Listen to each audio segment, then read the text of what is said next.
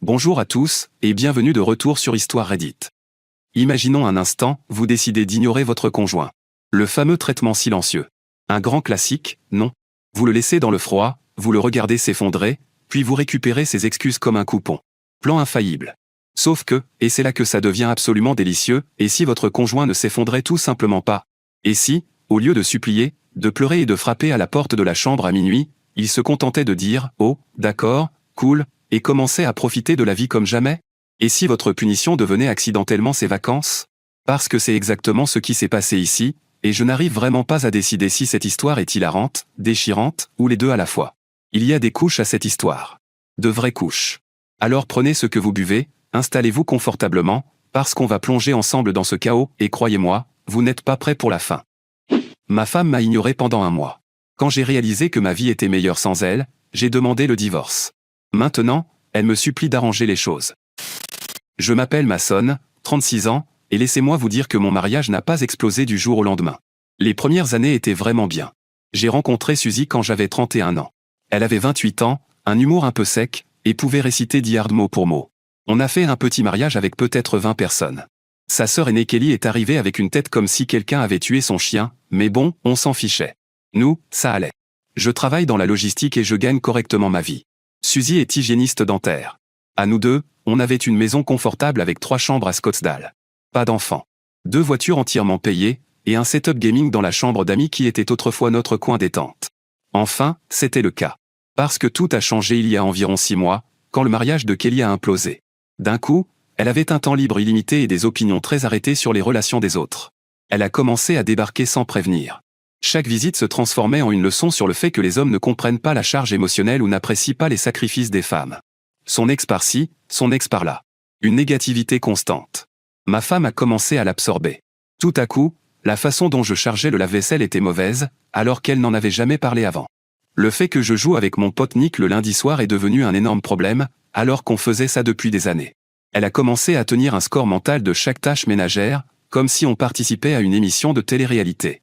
Puis Kelly l'a entraîné dans un club de lecture avec des titres comme Arrête de te contenter de moi et reprends ton indépendance face à la médiocrité masculine. Suzy s'y est plongée à fond. La femme qui riait de blagues stupides s'est mise soudainement à analyser tout ce que je disais pour y trouver des significations patriarcales cachées. Chaque conversation commençait par « Kelly dit » ou « Kelly pense ». Il y a 2 mois, j'ai suggéré doucement que Suzy passait peut-être trop de temps avec Kelly. Rien d'exigeant, juste « et » on pourrait peut-être passer un peu de temps tous les deux. Elle m'a regardé comme si j'avais commis un crime. Kelly avait raison à ton sujet. Tu ne supportes pas qu'une femme ait sa propre... Je me suis tue après ça. Je me suis dit que j'allais laisser passer. Grosse erreur, parce que mon silence a apparemment été interprété comme un accord total. Avance rapide à il y a 4 semaines. Lundi soir, vers 18h. Je rentre à la maison et je trouve Suzy et Kelly dans la cuisine en train de regarder une conférence YouTube sur l'émancipation des femmes. Je mentionne que je vais jouer avec Nick plus tard, comme toujours. Notre routine du lundi. Suzy n'a même pas levé les yeux. Elle continuait à couper des légumes avec une force inutile. Kelly m'a lancé un regard comme si j'avais annoncé quelque chose d'incroyable. Tu joues encore, dit Suzy d'un ton plat. Tu ne trouves pas que c'est excessif? On a littéralement joué ensemble samedi matin. Ça ne te dérangeait pas. C'était différent. C'était le week-end. Kelly s'est mêlée à la conversation, évidemment. Tu vois, Suzy, c'est exactement ce dont on parlait. Les hommes priorisent leurs loisirs au détriment de leur relation, puis ils ne comprennent pas pourquoi il y a du ressentiment. Je ne te parlais pas, Kelly. C'est ça le problème avec les hommes comme toi. Vous ne voulez pas entendre les vérités dérangeantes. Quelle vérité? Je joue 2 heures le lundi soir. Une seule soirée par semaine. Suzy a toujours été au courant. Enfin, jusqu'à ce que tu t'installes ici. Le visage de Suzy est devenu rouge. Kelly n'habite pas ici. Elle me soutient dans une période difficile. En te convainquant que notre mariage est horrible, Kelly s'est levée comme si elle allait donner une conférence TED. J'aide Suzy à réaliser qu'elle mérite un partenaire qui contribue à égalité, pas quelqu'un qui la traite comme une employée pendant qu'il joue constamment aux jeux vidéo. Le lundi soir, 2 heures, une fois par semaine. J'ai fait le jardin hier, réparé l'évier la semaine dernière, payé notre crédit immobilier ce matin, mais oui, bien sûr, je suis complètement inutile. Suzy a frappé le couteau sur la table. Ce n'est pas une question de tâches ménagères. C'est une question de respect et de priorité. Je t'ai littéralement demandé de quoi tu avais besoin. Tu as dit rien. Donc je fais ce que j'avais prévu. Comme chaque lundi depuis des années. Je suis allé dans mon bureau, j'ai fermé la porte, mis mon casque et me suis connecté. Nick m'attendait déjà. Yo, ça va mec? Prêt à lancer une partie? Ouais. Allez, c'est parti. 2 heures plus tard, je me suis déconnecté et je suis descendu. Kelly était partie. Suzy était assise sur le canapé. Je me suis assis à côté d'elle, pensant qu'on allait parler comme des adultes. Elle s'est levée sans un mot et est montée à l'étage. J'ai entendu la porte de la chambre se fermer à clé. C'était le premier jour du mois le plus stupide de ma vie. Le lendemain matin, Suzy était déjà partie travailler. Aucun mot, aucun message, rien. Le soir, je rentre et je la trouve en train de faire défiler son téléphone à la table de la cuisine. Je pose mes clés avec un salut normal. « Salut, comment s'est passée ta journée ?» Rien. Pas même un regard. J'ai attendu une bonne minute. Suzy ? Toujours rien. Elle s'est levée, est passée devant moi comme si j'étais invisible, et est montée à l'étage. J'ai entendu le clic de le traitement silencieux. L'influence de Kelly porte vraiment ses fruits maintenant. Jeudi, même routine. Vendredi, même routine. Samedi, j'ai compris que ce n'était pas juste une petite dispute de quelques jours. C'était un plan pour me punir d'avoir joué avec mon ami et de ne pas vénérer l'autel de l'inadéquation masculine selon Kelly. Dimanche, j'ai envoyé un message à Nick. « Mec, Suzy ne m'a pas parlé depuis 5 jours. Qu'est-ce que t'as fait ?» Littéralement rien. On s'est disputé lundi à propos du gaming, et maintenant j'existe plus. Frérot, c'est dingue. Tu vas laisser ça durer combien de temps ? Franchement, on va voir combien de temps elle peut tenir. Des paroles célèbres avant la catastrophe. La première semaine était fascinante, dans le pire sens du terme. Elle s'est engagée à fond dans cette mise en scène. Elle préparait son petit déjeuner uniquement pour elle, laissait ma vaisselle s'accumuler dans l'évier, faisait sa lessive et laissait la mienne dans le panier, commandait à manger pour une seule personne et mangeait juste devant moi. Mais dès que son téléphone sonnait, elle changeait complètement. Soudain, elle devenait joyeuse, riait, paraissait totalement normale. Puis elle raccrochait, et je redevenais inexistant. Kelly appelait tous les jours. Suzy ne faisait même pas l'effort de baisser la voix pendant ses conversations. Il est insupportable, comme d'habitude. Non, il ne s'est pas excusé. Tu avais raison. J'aurais dû t'écouter il y a des années. Au 6e jour, j'ai compris. C'était un jeu de pouvoir. Elle voulait que je craque, que je supplie pour être pardonné. J'avais déjà vu Kelly faire exactement la même chose 2 ans plus tôt, à Noël. Un cousin avait dit quelque chose qui ne lui plaisait pas, et elle l'a ignoré toute la soirée.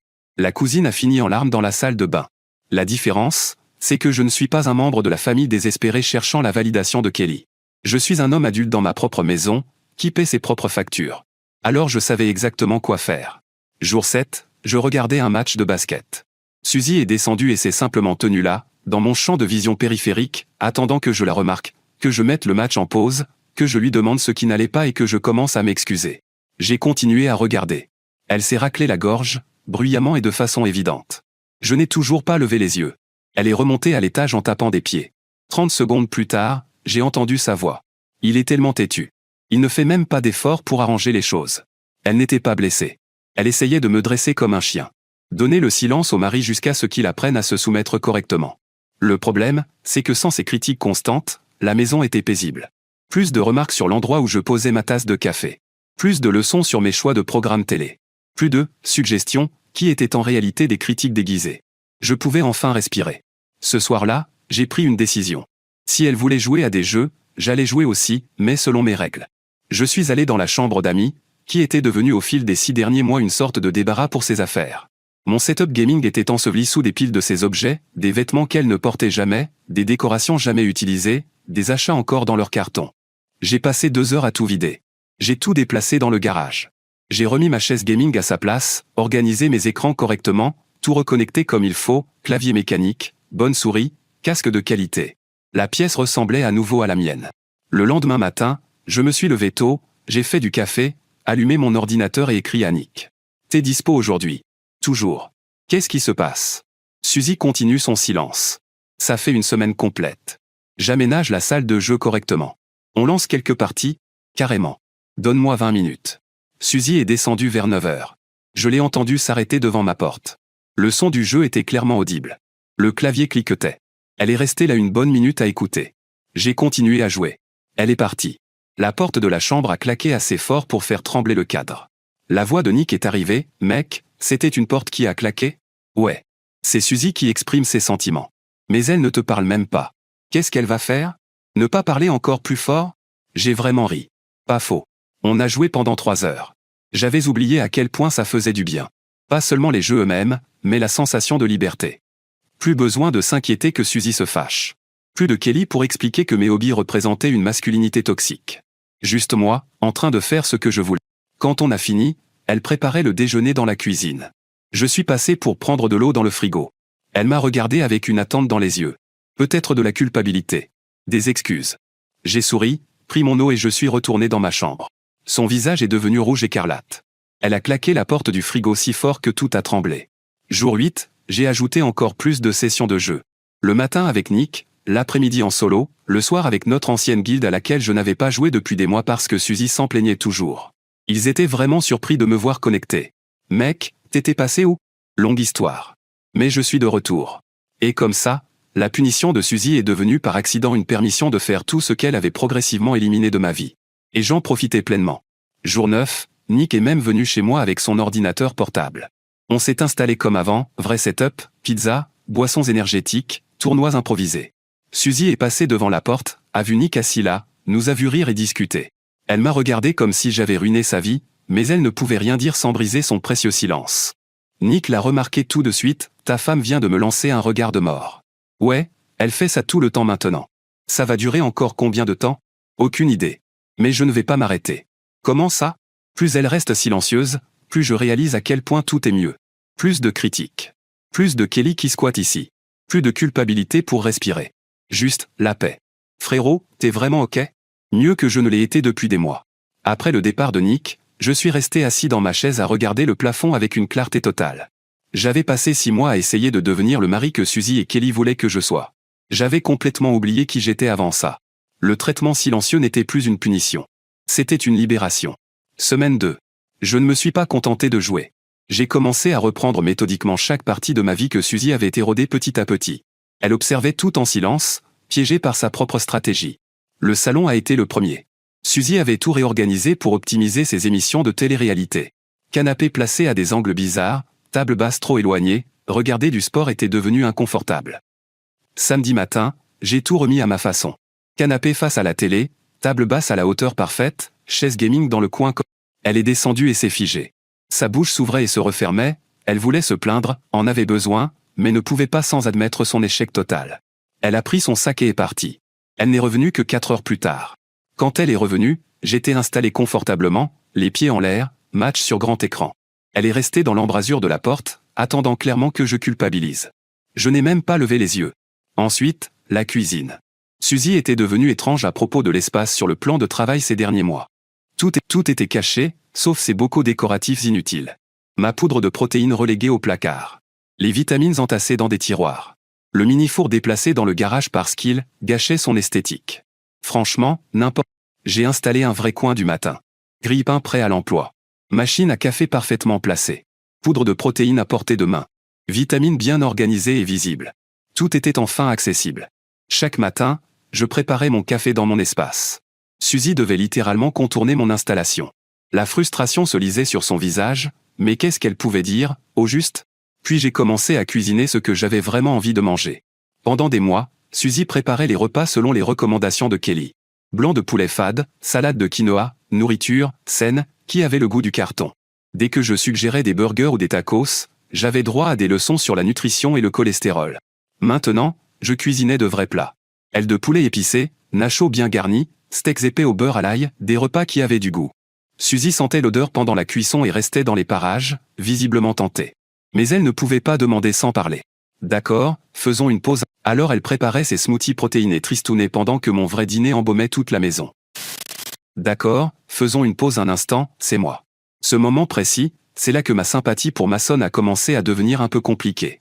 Voyez-vous, jusqu'ici, je le comprenais complètement.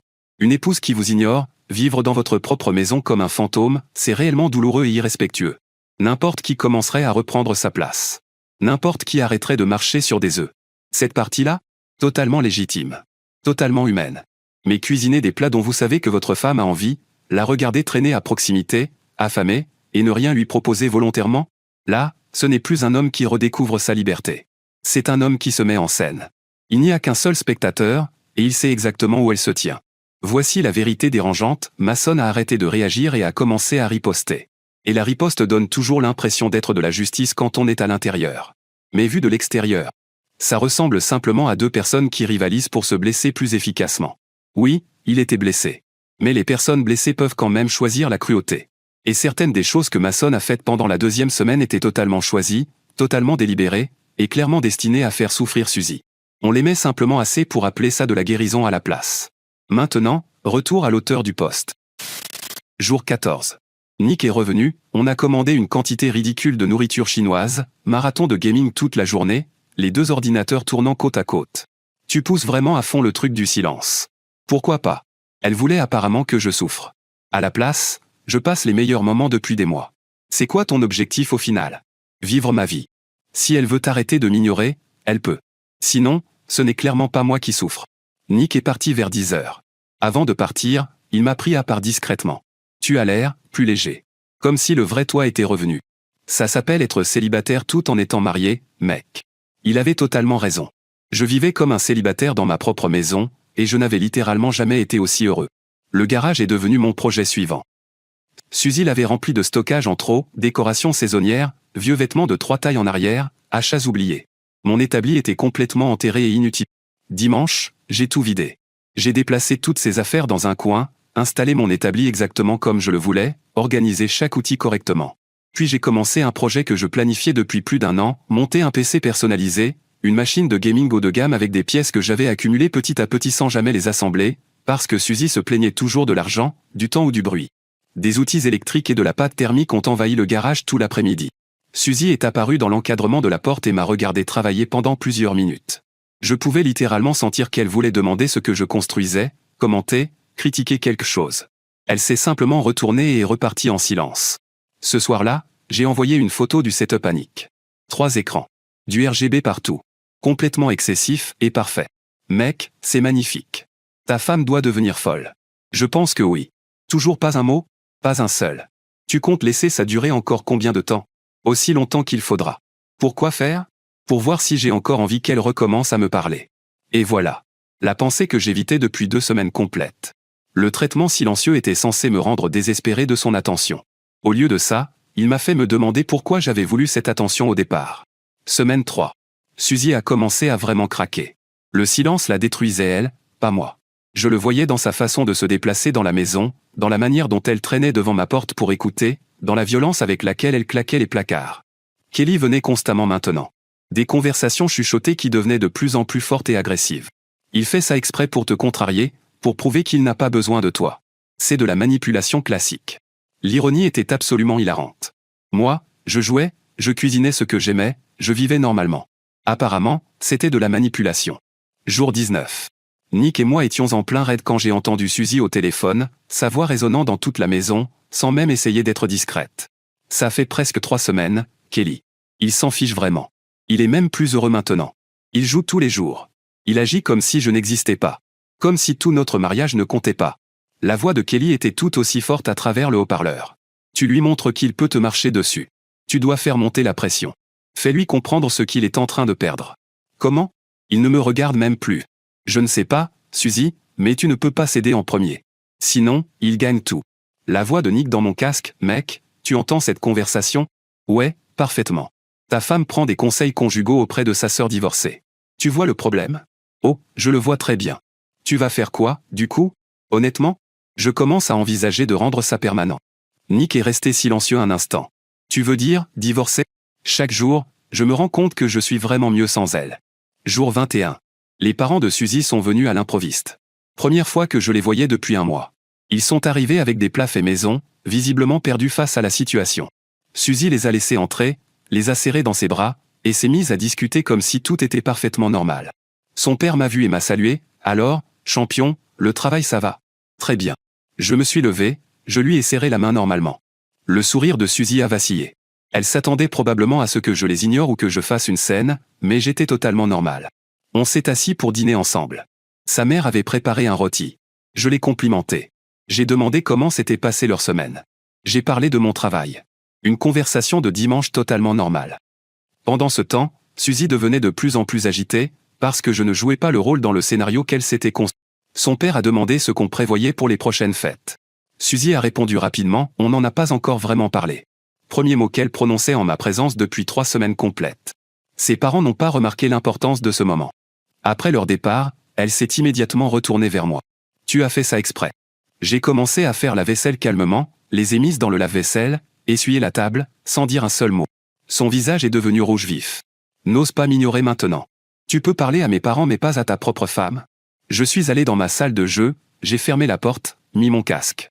Elle m'a suivi, s'est arrêtée dans l'encadrement de la porte. Tu ne peux pas juste m'exclure comme ça. J'ai lancé mon jeu qui était déjà... En fait, Suzy, si. Tu viens de passer 3 semaines à me montrer exactement comment faire. Ce n'est pas pareil. J'avais de vraies raisons. Moi aussi. Je viens de réaliser à quel point ma vie est meilleure quand tu n'en fais pas partie. Sa mâchoire s'est décrochée. Elle est restée là, 10 secondes, à encaisser. Puis elle s'est retournée et a couru à l'étage. Porte de la chambre qui claque. Puis des pleurs. Puis un appel immédiat à Kelly. La voix de Nick dans mon casque, tu viens vraiment de dire à ta femme que tu es mieux sans elle? Ouais. Mec, je crois que tu viens de gagner. Ça ne ressemblait pas à une victoire. Ça ressemblait à de la clarté. Semaine 4. Suzy a essayé de changer de stratégie. Elle a préparé le petit déjeuner pour nous 2 lundi matin. Elle l'a laissé sur la table avec un mot « J'espère que tu passeras une bonne journée ». J'ai pris une photo et je l'ai envoyée à Nick. Jour 23, elle craque sévèrement. Il a répondu immédiatement « Tiens bon, soldat ». J'ai mangé le petit déjeuner. Je ne l'ai pas remercié. Je n'ai même pas reconnu l'existence du mot. Je suis allé travailler comme d'habitude. Le soir, elle a préparé le dîner, mon pain de viande préféré. Elle l'a servi sans parler. Elle s'est assise en face de moi à table. On a mangé en silence. Quand j'ai terminé, j'ai mis mon assiette dans le lave-vaisselle et je suis allé dans ma chambre. Elle m'a suivi de près. Tu ne vas vraiment rien dire? Sa voix était plus faible maintenant, presque suppliante. Qu'est-ce que tu veux que je dise, exactement? Que tu me pardonnes? Qu'on peut passer à autre chose? Que notre mariage compte vraiment pour toi? Je l'ai regardé pour la première fois depuis des semaines. J'ai vu quelqu'un qui avait laissé sa sœur amère et divorcée empoisonner complètement sa façon de penser.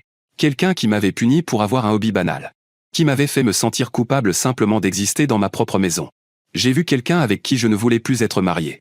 Notre mariage aurait compté si tu n'avais pas passé 6 mois à le transformer en prison. Si tu n'avais pas laissé Kelly te convaincre que tout ce que je fais est mauvais. Si tu ne m'avais pas infligé 3 semaines de silence parce que je voulais jouer avec mon ami une fois par semaine.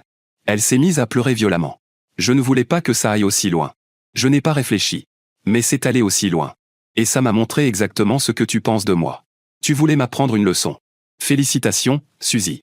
La leçon que j'ai apprise, c'est que je me respecte plus que ce que nous sommes devenus. Je suis désolé. Je ferai mieux.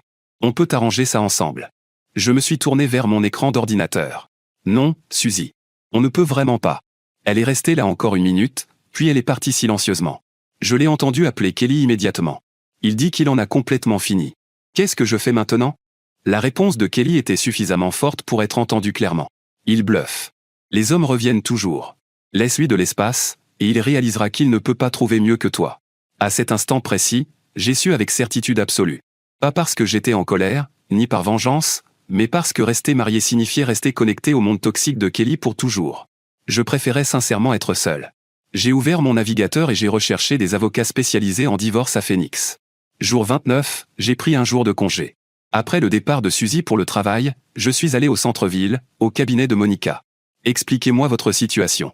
On a passé 2 heures à tout examiner méticuleusement, la maison, les voitures, les comptes bancaires, principalement séparés, pas d'enfants, aucune dette importante en commun à part le prêt immobilier. Cela devrait être relativement simple. Quand souhaitez-vous que les papiers soient remis? Demain matin.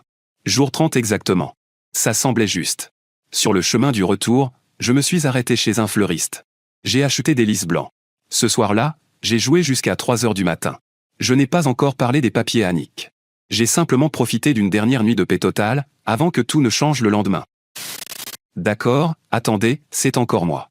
Voici la vérité dérangeante qui se cache dans ce moment sur le parking, Suzy a évolué. Là, sous nos yeux, de manière visible et douloureuse, elle a montré une véritable évolution. Elle a arrêté de blâmer Mason. Elle a cessé de se cacher derrière Kelly. Elle a pris ses responsabilités. Et, au fond, ça n'avait plus aucune importance, parce que le timing était irréparablement mauvais. C'est l'une des cruautés de la vraie vie. Parfois, la leçon arrive juste un peu trop tard pour être utile. Parfois, vous devenez enfin la personne dont votre partenaire avait besoin, environ 6 mois après qu'il ait cessé d'avoir besoin de quoi que ce soit de votre part. Suzy a compris. Elle a juste compris sur un parking au lieu du cabinet d'un conseiller conjugal. Et cette différence, ce tout petit décalage dans le timing, lui a coûté absolument tout. Maintenant, retour à l'auteur du poste. Suzy dormait à l'étage, probablement en train de rêver que j'allais enfin craquer et la supplier de me pardonner. Elle n'avait absolument aucune idée de ce qui l'attendait. Je me suis réveillé à 6 heures, j'ai préparé du café, placé les lys blancs sur la table de la cuisine dans un vase simple, et posé un mot plié à côté. Merci pour le mois le plus révélateur de tout notre mariage. Sous le mot, j'ai déposé une enveloppe craft, face visible, avec les papiers de divorce clairement apparents à travers la fenêtre. Je suis allé dans ma salle de jeu, j'ai allumé l'ordinateur et envoyé un message à Nick. Tranquillement, je vais peut-être dormir chez toi ce soir. Réponse rapide, qu'est-ce qui se passe, mec? Tu verras bien. Suzy est descendue à 7h45 pile, comme d'habitude. J'ai entendu ses pas se diriger vers la cuisine. Puis s'arrêter brusquement. Un silence total pendant une minute entière. Le bruit des feuilles qu'on manipule. Elle lisait tout. J'ai gardé les yeux sur l'écran. Des pas rapides se sont rapprochés. Elle est apparue dans l'encadrement de la porte, les papiers à la main, le visage complètement pâle. C'est quoi ça? Je pense que tu sais lire. Tu divorces de moi? Pour un mois sans parler? J'ai tourné ma chaise vers elle. Non, Suzy. Parce que ce mois m'a montré exactement qui tu es devenue. Et je ne veux plus être marié à cette personne. Tu ne peux pas être sérieux. On peut arranger ça. Il n'y a rien à arranger. Tu m'as infligé un mois de silence pour me punir d'avoir joué avec mon ami. À la place, tu m'as donné un mois pour réaliser à quel point ma vie est meilleure sans toi. Sans Kelly. Sans critique constante. Sans marcher sur des œufs dans ma propre maison. Ses mains tremblaient. C'est complètement fou. Tu jettes notre mariage parce que j'étais contrarié? Tu n'étais pas contrarié, Suzy. Tu jouais à un jeu de pouvoir. Et ça s'est retourné contre toi. Tu voulais me montrer à quoi ressemblait la vie sans ton attention. Mission accomplie. Il s'avère que je préfère ça. Elle a jeté les papiers sur... Je ne signerai pas. Tu ne peux pas m'y obliger. Tu n'as rien à signer. L'Arizona permet le divorce sans faute. Je peux divorcer avec ou sans ta coopération. Mais tu finiras par signer. Parce que te battre ne fera que nous coûter de l'argent inutilement. Son visage est passé par une série d'émotions. Puis elle a semblé comprendre. Kelly avait raison depuis le début. Tu ne supportes pas une femme forte et indépendante. J'ai éclaté de rire. Kelly, ta sœur amère est divorcée qui te retourne le cerveau depuis 6 mois. Oui, faisons-lui totalement confiance pour les relations réussies. Ça a clairement bien marché pour elle. N'ose pas accuser Kelly pour ça. Je t'accuse, toi, de l'avoir écoutée. De t'être laissé devenir quelqu'un que je ne reconnais plus. Je me suis levé. Elle a reculé légèrement. Tu sais ce que j'ai appris? La paix. Exister sans avoir besoin de permission. Réaliser que je préfère être seul et heureux que marié et malheureux. Elle s'est mise à pleurer, pour de vrai cette fois. Je vais changer. Je dirai à Kelly de rester loin pour toujours. On peut faire une thérapie. Tout ce que tu veux. Je ne veux pas de thérapie. Je ne veux pas réparer ça. Je veux partir. Définitivement. S'il te... Elle m'a attrapé le bras désespéré. Je t'aime. Je t'aime encore. Tu aimais me contrôler. Ce n'est pas la même chose. Je me suis doucement dégagé. Les papiers sont réels. Mon avocate s'appelle Monica. Prends-toi un avocat. On peut faire ça facilement ou difficilement. C'est ton choix. Tu vas où maintenant? Chez Nick. Je reviendrai demain pour mes affaires. Profite de ce temps pour réfléchir et appelle un avocat. Pas Kelly. Un avocat. Elle est restée là, en pleurs, pendant que je passais devant elle, prenais mes clés, mon portefeuille et mon ordinateur portable, et sortais de la maison. Je suis allé directement chez Nick. Il a ouvert la porte en pyjama, l'air confus. Mec, il est 8h30. Je viens de remettre les papiers de divorce à Suzy. Ses yeux se sont agrandis. Tu l'as vraiment fait? Oui. Je peux rester ici un moment? Il s'est immédiatement écarté. Mon canapé est à toi. Mais, ça va vraiment? Je me suis assis. Pour la première fois depuis 6 mois, j'ai l'impression d'être moi-même. Donc oui, ça va même très bien. Tu as tout brûlé. Non, Nick. J'ai mis fin à mon mariage parce que ma femme m'a clairement montré que je n'avais pas besoin d'elle. Grande différence. Mon téléphone a commencé à vibrer immédiatement. Suzy appelait. J'ai refusé. Encore refusé. Les messages ont commencé à affluer, reviens à la maison. On doit parler. Tu fais une énorme erreur. Kelly dit que tu as peur de l'engagement. Je ne te laisserai pas faire ça. J'ai montré l'écran. Elle part complètement en vrille. Laisse-la. Mon avocate gère tout maintenant. Moi, je vais jouer et profiter de ma liberté. On a joué pendant 6 heures d'affilée. Mon téléphone n'arrêtait pas de vibrer. Le soir, j'avais 63 appels manqués et plus de 100 messages. Suzy. Kelly qui m'insultait. Les parents de Suzy qui demandaient ce qui se passait. Je n'ai répondu qu'à un seul message, celui de la mère de Suzy. Suzy pourra tout vous expliquer. Réponse immédiate, vous pouvez sûrement arranger. Je ne veux pas arranger ça. Après ça, plus aucune réponse. La semaine suivante a été instructive. Suzy ne s'est pas contentée de perdre pied. Elle a complètement explosé. Kelly était là à chaque instant, attisant encore plus. Jour 2, je suis retourné chercher des vêtements et du matériel de gaming. Suzy m'attendait à l'entrée. Kelly était là aussi, évidemment. Tu ne peux pas partir comme ça. Tu me dois au moins une vraie conversation. J'ai eu un mois entier pour ça. Tu as choisi le silence. J'ai pris un sac et commencé à faire mes affaires. Ce n'est pas pareil. Tu m'as pris de court avec ces papiers. Je t'ai pris de court? Tu as passé un mois entier à faire comme si je n'existais pas. Tu pensais qu'il allait se passer quoi? Kelly est intervenue, comportement typique d'homme. Fuir au lieu d'affronter les vrais problèmes. Je ne fuis pas. Je pars définitivement. Grande différence.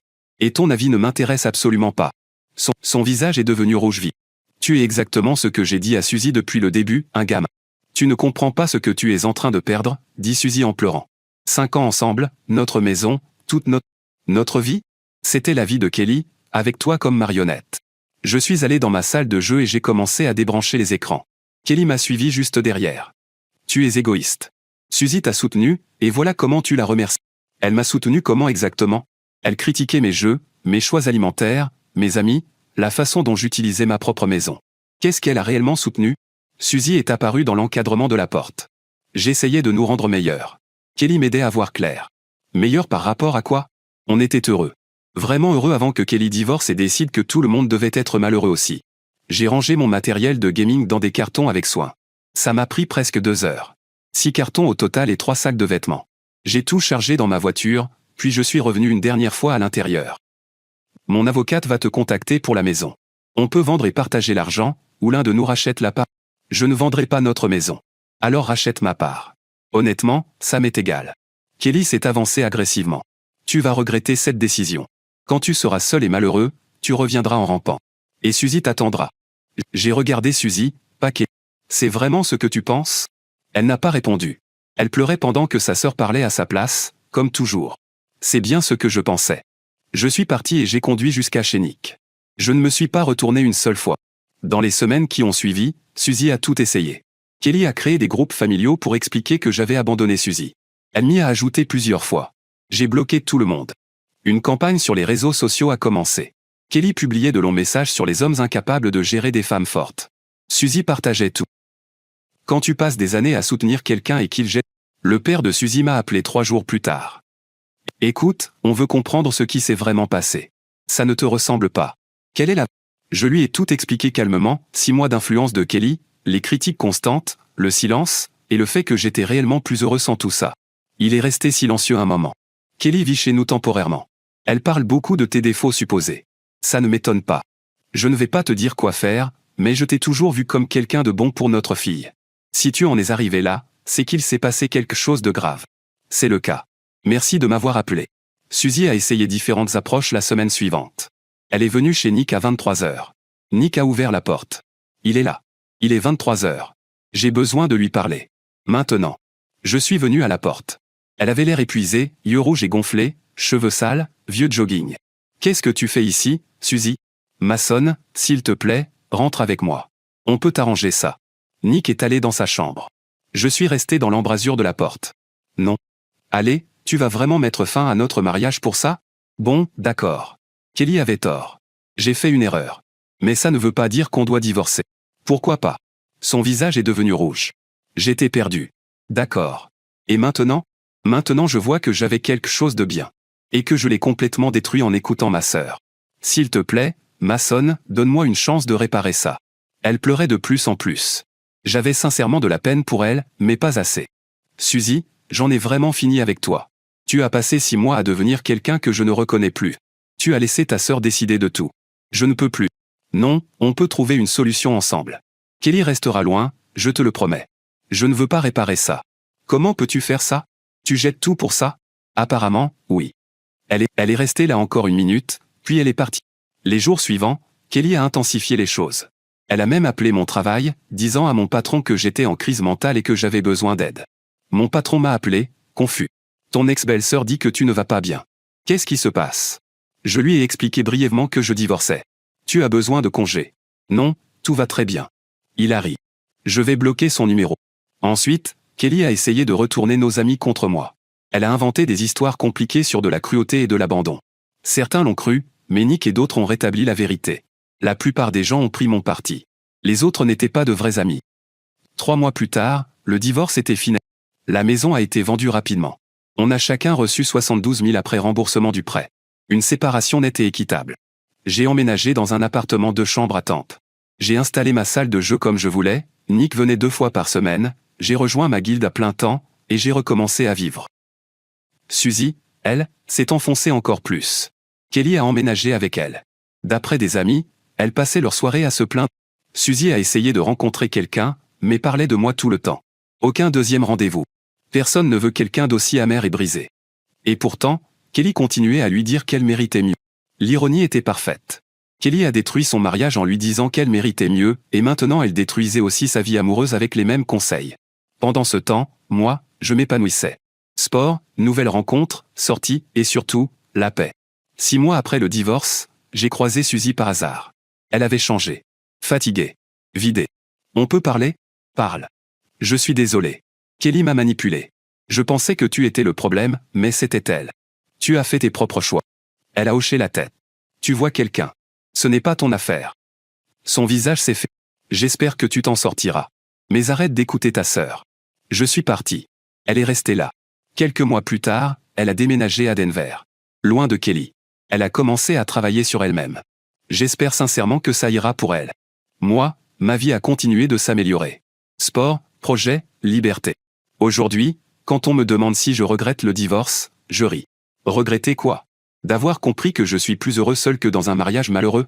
Le silence était censé m'apprendre une leçon. Et il l'a fait. Juste pas celle que Suzy avait prévue. Il m'a appris qu'un amour sans respect ne vaut rien. Et que parfois, les déchets sortent tout seuls. Alors ma famille YouTube, voici mon avis sur cette histoire. Bon, par où est-ce que je commence avec celle-ci ? Écoutez, je ne vais pas prétendre que Mason était complètement innocent dans toute cette affaire. Est-ce qu'il a géré certaines situations parfaitement ? Non. Est-ce qu'il aurait pu essayer d'avoir une vraie conversation plus tôt, avant que les choses ne dégénèrent à ce point ? Probablement, oui. Mais voilà, il a essayé. Il a vraiment essayé. Il a proposé qu'ils passent plus de temps ensemble, il s'est fait rembarrer, et on l'a même accusé de comportement contrôlant pour ça. À un moment donné, on ne peut tendre la main qu'un certain nombre de fois avant de simplement arrêter. Maintenant, Suzy. J'ai vraiment de l'empathie pour elle, et je pense que c'est ce que beaucoup de gens ne voient pas au premier abord en entendant cette histoire. Ce n'était pas une mauvaise personne. C'était une personne vulnérable qui s'est laissée complètement envahir par l'amertume de quelqu'un d'autre. Kelly est arrivée juste après l'échec de son propre mariage, blessée et en colère, et elle a littéralement fait de Suzy un projet.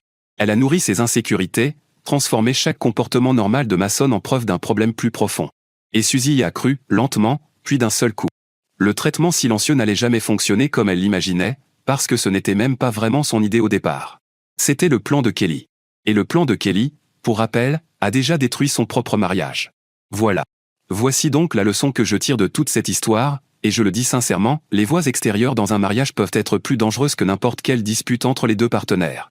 Quand vous laissez quelqu'un d'autre raconter votre relation à votre place, vous cessez de voir votre partenaire clairement. Vous commencez à voir la personne que quelqu'un d'autre vous a décrite. Ce n'est plus de l'amour. C'est un spectacle de marionnettes. Et la deuxième leçon ? Le silence n'est pas une stratégie. C'est un pari. Parfois, la personne que vous ignorez réalise qu'elle se porte parfaitement bien sans vous. Et quand vous vous en rendez compte, il est déjà trop tard. Mason a trouvé sa paix. Suzy a fini par trouver la sienne. Le véritable méchant s'en est sorti complètement indemne, et ça, honnêtement, c'est la partie la plus réaliste de toute cette histoire. Alors les amis, dites-moi ce que vous en pensez dans les commentaires ci-dessous. Et merci de m'avoir rejoint aujourd'hui sur Histoire Reddit. N'oubliez pas de liker et de vous abonner. À la prochaine.